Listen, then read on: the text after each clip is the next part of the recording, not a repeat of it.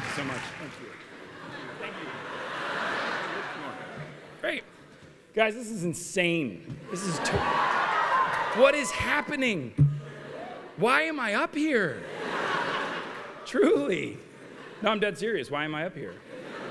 To be asked to come back to this place to speak to a graduating class of an institution that truly meant the world to me and still is the leading aspect of my entire life and career, it is the cornerstone of my life and career, is an astonishing honor. So thank you for being here. I mean that. I really, really do.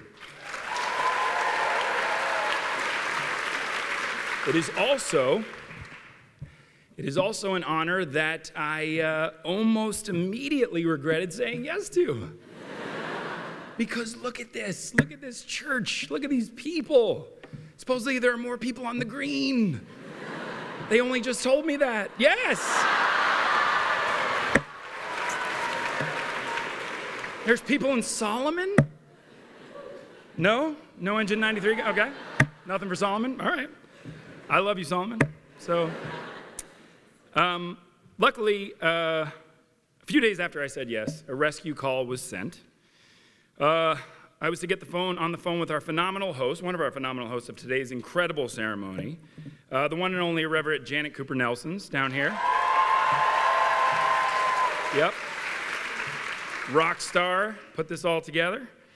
Her job was pretty simple: to harness any and all spiritual guidance, reach out over that phone, metaphorically grab me by the hand, and wade me through the waters of sheer terror. The end result? She made things way worse. Janet, I love you, but in attempting to give me advice and pointers on what I should say in my speech, she started referencing these indelible speeches from other people who had already spoken. Yeah. You want to know what she led off with? You know, I remember when Ruth Bader Ginsburg was here.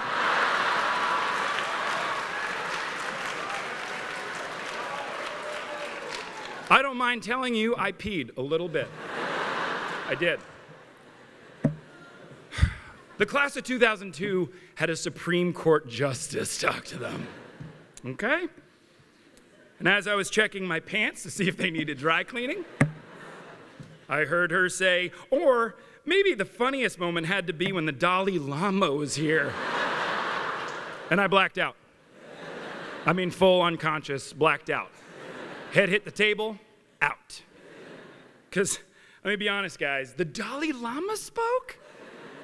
Okay? I mean, he was the funniest.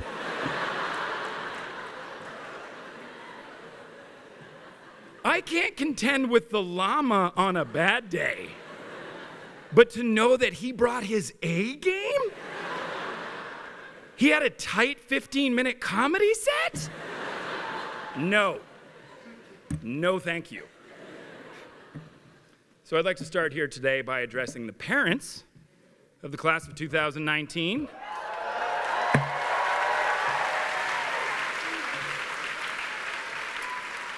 And to you, I would like to say, I hear you. Don't worry. I have already had the t-shirts made up. My kid just graduated from Brown, and all I got was the dude from The Office? Good. Glad you think that's funny. That's really funny. Let me tell you what's really funny. The notorious RBG, His Holiness, they didn't go to Brown. Not smart enough.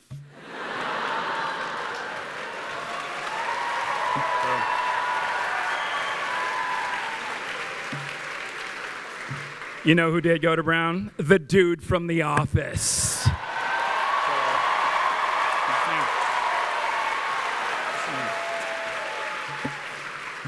That's ridiculous. It actually sounded awful just coming out. So, and because of that, I am specifically and acutely aware of just what an astounding honor it is to be here today. So to the graduates of the class of 2019, tomorrow, I say thank you. Thank you for letting me be here today. Truly, thank you for letting me be a part of your day. This is your day, and you are graduating tomorrow. How cray is that? Does anyone say cray anymore? Okay. I'm ancient. Who's nervous? Let me see a show of hands of the people in the, really, a lot of outliers here. Well, I look forward to your world domination. I was terrified because all the people came up to me and said, the future belongs to you. Whoa! What? I am currently searching for an apartment trying to keep the number of roommates in single digits. Literally nothing belongs to me. Take a deep breath. Let's all take a breath. Wow, you actually did it. You're going to be great. There are many sides to being nervous, and a whole lot of them are wildly useful. And for the ones that aren't so useful, well, let me see if I can't walk you through some of those. Believe it or not, they asked me to come up with the title of this speech. Yes, this characterizes this as a speech. And yes, they think it's good enough to come up with a name. What's so hard to understand? The name I came up with off the top of my head was, what do I know? Right? Pretty good. And oddly enough, that line went from being some jokey device I was using to deflect my own fears of being up here to a genuine challenge to myself. What do I know that I can tell you guys about that could possibly illuminate the future that stands in front of you? Well, I know that tomorrow you will all receive a piece of paper that says you've gotten one of the best educations there is to get, period. I also know that that education did not necessarily happen in the classroom. You know, the funniest thing about me is my getting into Brown, I didn't feel I deserved to get in. So I made it my mission to deserve to graduate. That was my thing. I came to Brown as a mid-year. Don't know if that program exists anymore, but yes, one person? Nope. Okay. It's gotten smaller since I was here. But I was one of 32 kids that were not accepted in the fall with everyone else. Thanks anyway. But rather we came in alone, hungry, and cold in January. I remember immediately trying to find my place, to find a group, to find my people. There was a moment where I even thought I might try to play basketball here. Don't laugh yet. Don't laugh yet. My brother Paul was actually the captain of the basketball team, so I had communicated with the coach a couple times about potentially walking on. Still no laughter, please. And it was January, so it was mid-season. I walked up to the gym one day to meet with the coach. I opened the door. As the door swung open, by the time it reached the end and was coming back, I went, no. Nope. These dudes were too big. They were too good. And it was just after lunch, and they were on their second practice? No, thank you. No, thank you. So I turned around and walked straight through the campus toward my dorm when something caught my eye. I saw a flyer for a sketch comedy group called Out of Bounds. Yes, you can all clap for them. That's how big we were, too. It's funny because I think the flyer caught my eye because it was nailed to a tree. And I remember thinking, like, whoa, I haven't been at Brown very long, but protecting trees is kind of like one of your things, right? So I went in for the audition, and my entire life changed. Nope, not because I got in, not because I started acting. It was through that group that I found my way into this community.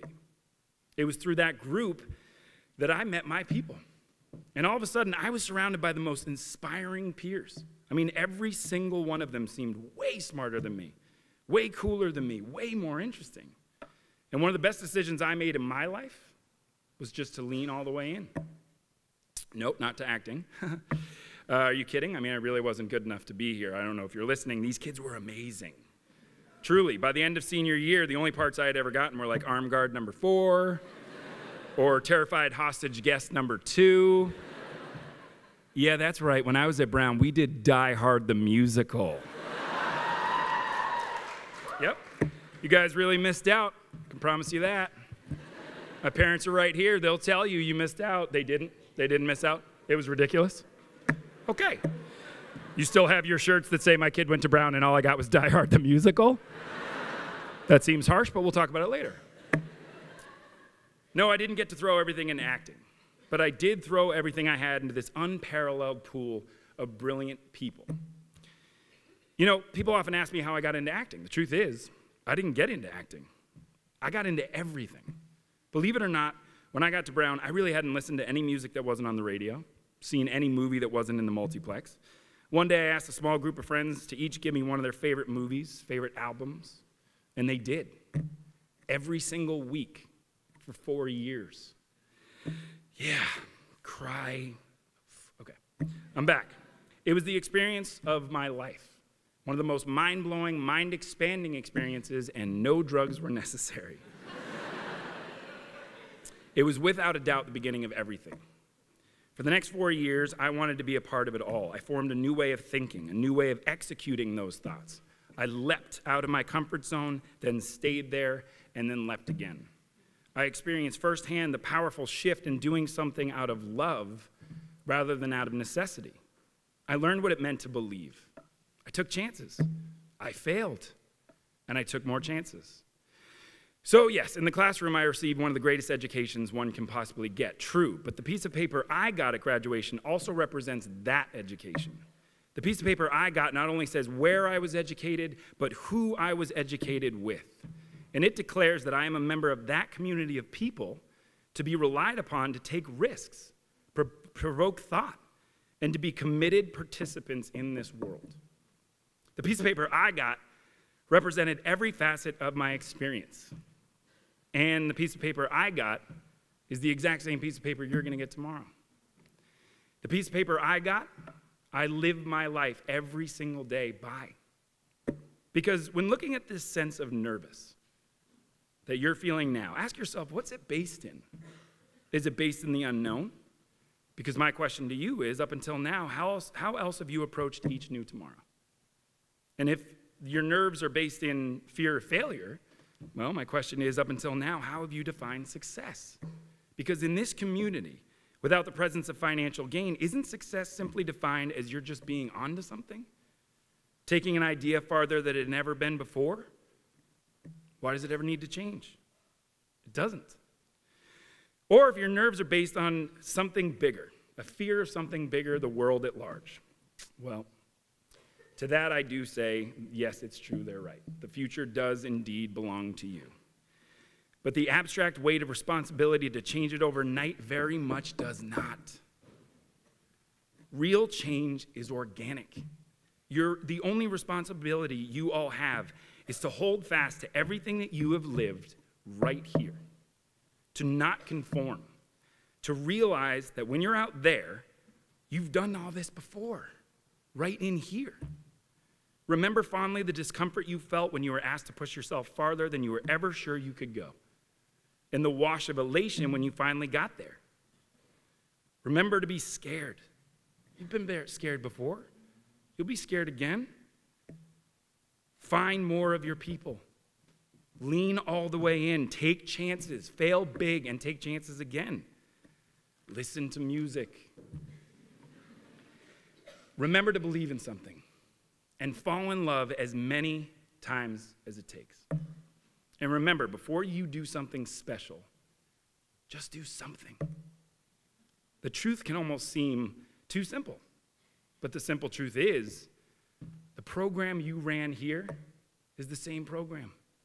Just run it again, and again, and again. That's what I know.